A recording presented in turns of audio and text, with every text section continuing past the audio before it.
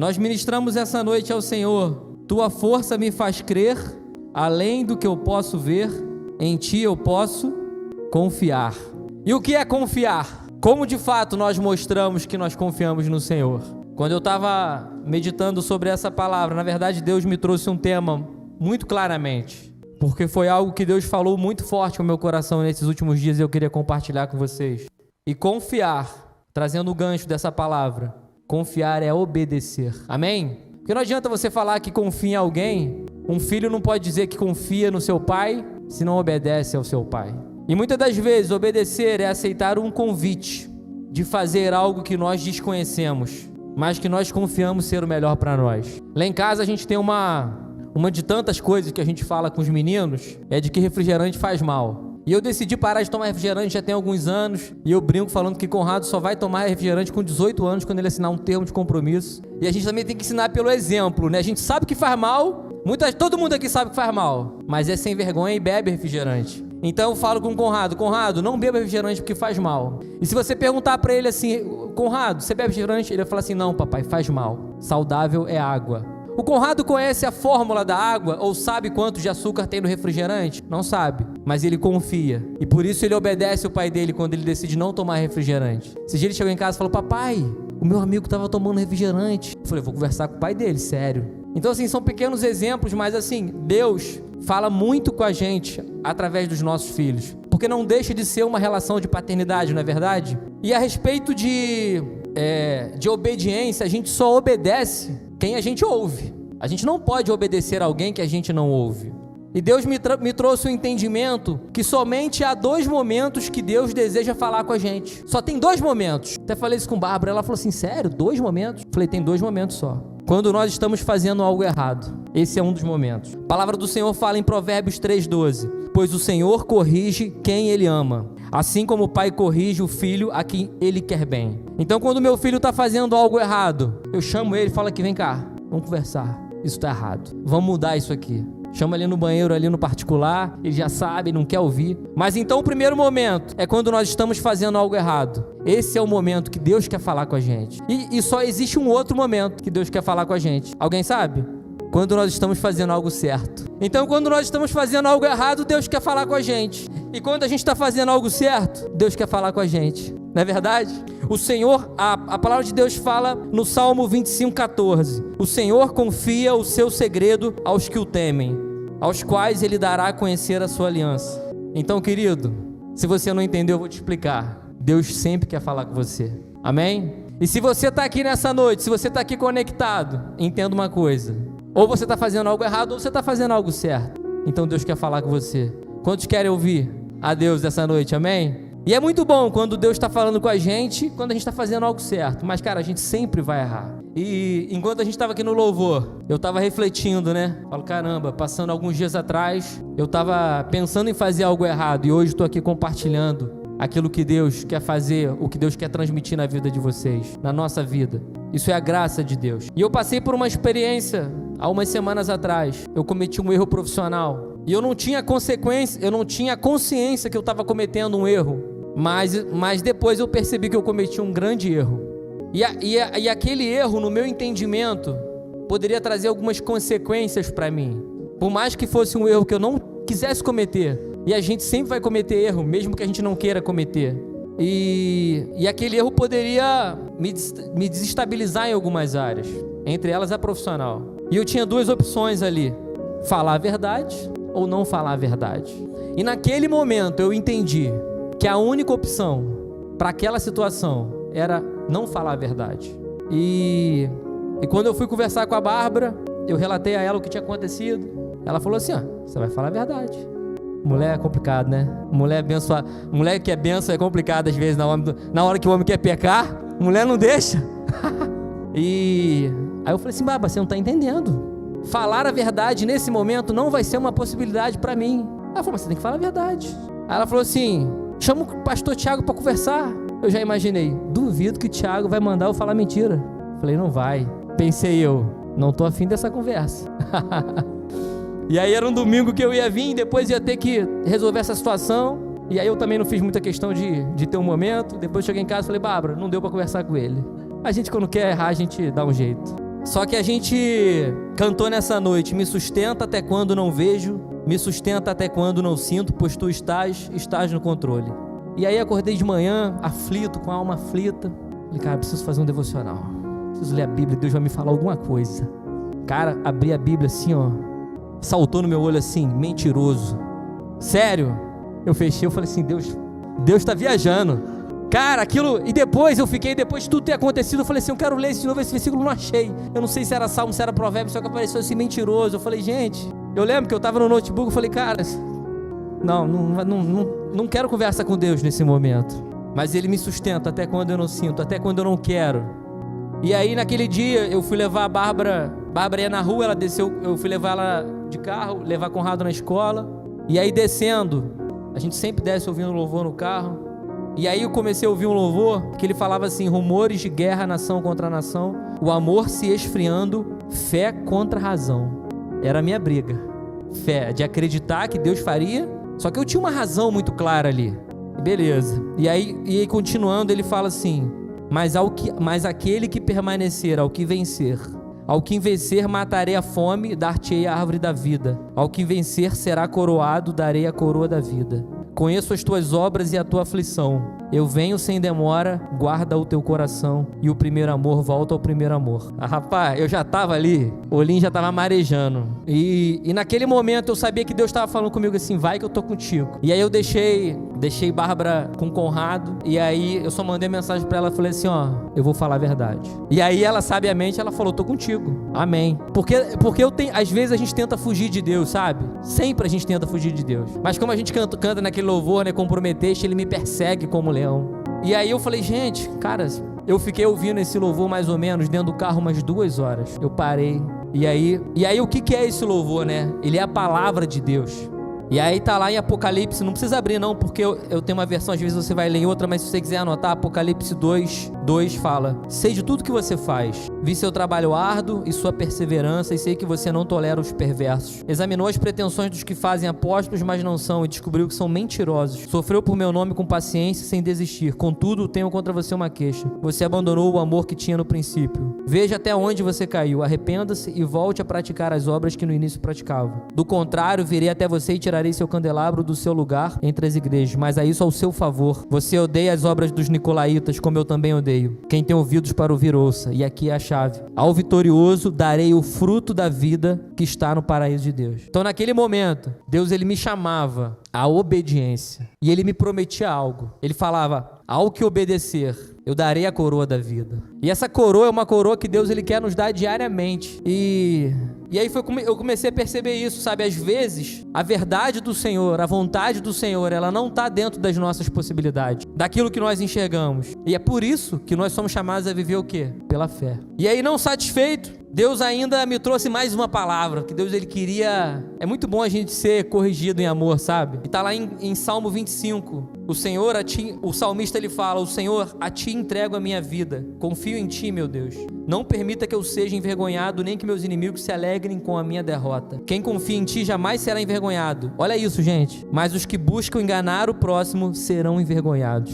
Cara, era muito claro aquilo que Deus estava falando comigo naquela tarde. E quando eu estava conversando com Bárbara a respeito dessa mensagem, sabe, quando você vê alguém aqui em cima pregar sobre algo, não pensa que essa pessoa ela é perfeita, ela não falha, pelo contrário. A todo tempo a gente fica nessa briga, a todo tempo a gente insiste em errar, insiste a tropeçar, e Deus, Ele vem e nos dá uma nova chance. E aí o salmista, ele fala assim: o Senhor é bom e justo, mostra o caminho correto aos que se desviam. Por isso eu quero dizer para você, meu irmão, minha irmã, Deus, Ele quer falar com você. Se você estiver no caminho certo, Ele quer falar com você, para que Ele quer te encorajar, como no Salmo 25, no verso 14. Mas se você estiver no caminho errado, Ele também quer falar com você, porque Ele te ama. E Ele quer corrigir os seus caminhos. E aí, trazendo a questão da obediência, Deus não nos obriga a obedecer, mas Ele nos promete experimentar aquilo que não podemos pedir ou pensar. E a palavra de Deus fala em Isaías 55:9: pois assim como os céus são mais altos que a terra, meus caminhos são mais altos que os seus caminhos, os meus pensamentos são mais altos que os seus caminhos.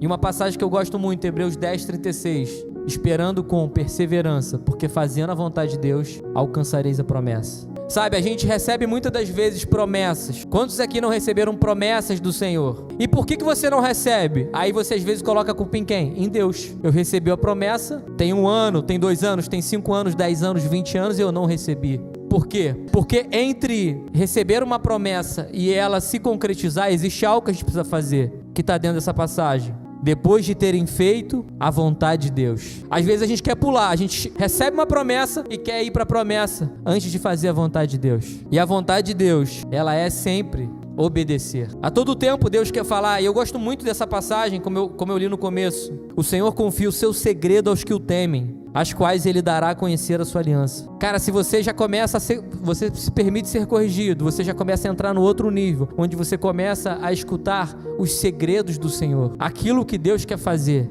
Foi o que a pastora Flávia orou aqui. Gente, independente de quem vai nos governar, existe um chamado para a igreja do Senhor nesses 4 anos, nesses 8 anos, nesses 12, nesses 20, existe um chamado para nós. E a gente vê durante essa discussão política, muitas opiniões, muitas coisas, mas isso é vontade de Deus, isso não é vontade de Deus. Eu ouvi uma pessoa falar, que ele falou o seguinte: se essa for a vontade de Deus, aquilo que a gente não entende que é a vontade de Deus, é porque Deus tem um propósito ainda assim sobre a sua igreja. O que nós cantamos? O Senhor está o quê? No controle. O Senhor tem o controle. E aí uma coisa também que Deus trouxe ao meu coração foi de que obedecer, apenas por obedecer, perde um pouco o sentido. Como por exemplo, se eu falo com o Conrado assim: Conrado, não beba refrigerante. Por que, papai? Não beba. Percebe que ele pode deixar de beber, mas ele não vai entender o porquê. E ele vai sempre desejar aquilo que é o beber refrigerante, porque ele fala: cara, não me explicou o porquê. Só que desde o começo, a gente sempre fez questão de falar: ô Conrado, o refrigerante faz mal e a água é saudável. Então ele entende que para a saúde dele isso é muito importante. E é um valor que ele começa a desenvolver, de que não consumir algo para consumir algo, para ele faz sentido. Quando, por exemplo, você quer apenas fazer uma dieta sem um propósito, é muito difícil. Você começa e termina e não consegue atingir o objetivo. Só quando você começa a olhar lá na frente, como você vai estar, o que você vai poder experimentar, quando você começa a olhar o objetivo que você quer, tudo faz sentido. E um outro testemunho uma outra experiência que eu tive com o Conrado. Esses dias eu fui buscar ele no futebol, e eu cheguei lá, e ele tava na tela, assim, o pessoal lá correndo, o time jogando bola, e ele na tela, assim, avulso. Tomara que ele não puxe o pai no futebol, né? Porque misericórdia. E aí ele falou assim: papai, não quero jogar não. Eu falei: joga lá, meu filho. Papai, não quero não. Aí eu falei assim: vai lá, se você fizer um gol, eu vou te dar R$2. Gente, que menino saiu motivado. Lionel Messi tomou a quadra dentro, foi atrás da bola e pegou e gol! Cara, eu quase chorei. Ele tava maravilhado, ele chegou lá: papai, os R$2. Sabe, gente, quando a gente obedece sem propósito, não faz sentido.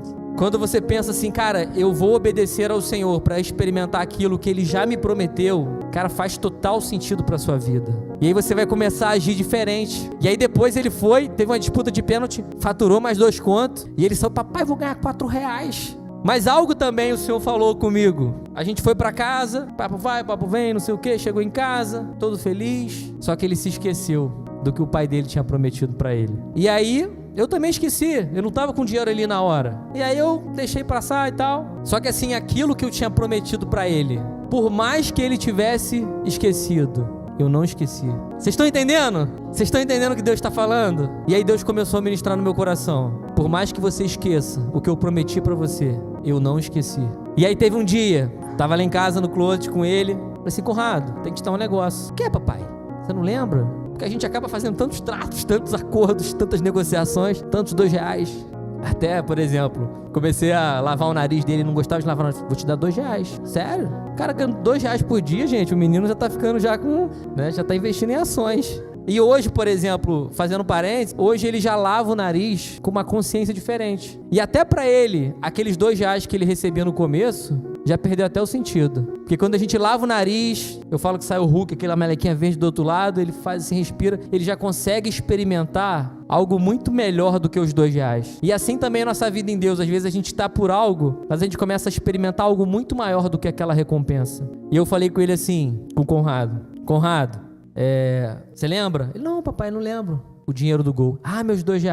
Aí eu peguei as moedinhas lá, dei na mão dele. Ele ficou todo feliz. Então assim, Deus, ele não se esquece da promessa que ele falou com você. Ele sempre vai querer falar. E a gente vai tentar fugir, e Deus vai querer falar, e Deus vai querer chamar. E a mensagem que eu trago hoje é essa, é um testemunho, muito mais um testemunho de vida. Do momento que eu tentei fugir naquela situação e Deus falou, não, eu quero falar mais com você. E o que é? E quando nós somos chamados então a obedecer? Nós somos chamados a obedecer muitas das vezes quando nós desconhecemos. Porque quando nós conhecemos algo, nós fazemos naturalmente. Mas nós somos chamados a obedecer aquilo que a gente não consegue ver. Como eu falei, assim como a palavra de Deus diz, assim como os céus são mais altos que a terra, maiores são os pensamentos de Deus a nosso respeito. Nós somos chamados a obedecer quando nós de fato confiamos.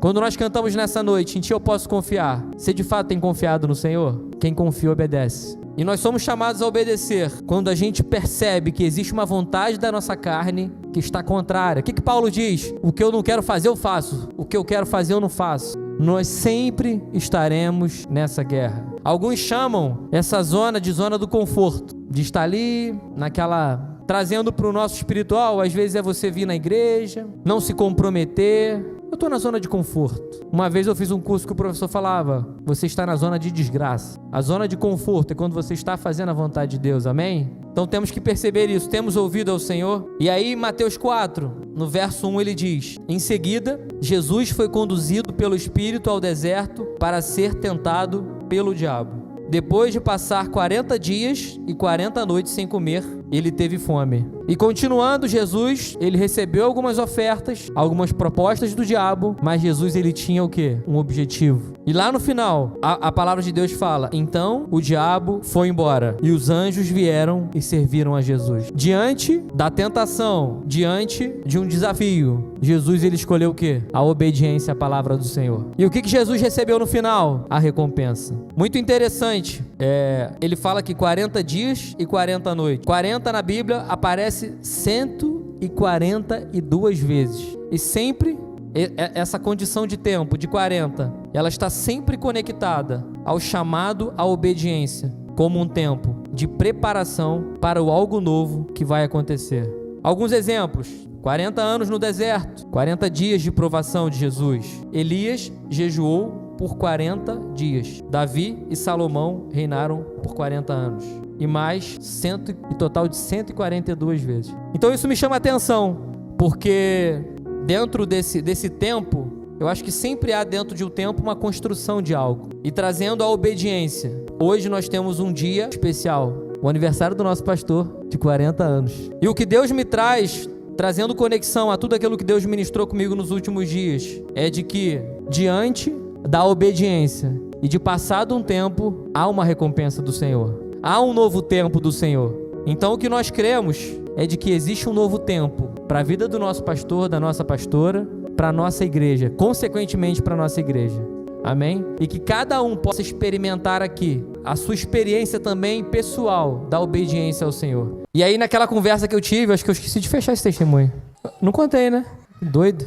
E naquele momento eu fui sendo quem eu deveria ser, quem Deus me encorajou a ser. E naquele momento eu fui honrado, porque apesar de reconhecer minha falha, eu creio que eu saí dali. A outra parte percebendo que a gente falha, mas o que mais sobressaiu não foi a minha falha, foi o meu caráter de reconhecer o meu erro. Então ali Deus me honrou, então acho que foi a recompensa que eu tive naquele momento, né? Amém, vamos orar. Senhor, muito obrigado por tudo que o Senhor derramou sobre nós essa noite.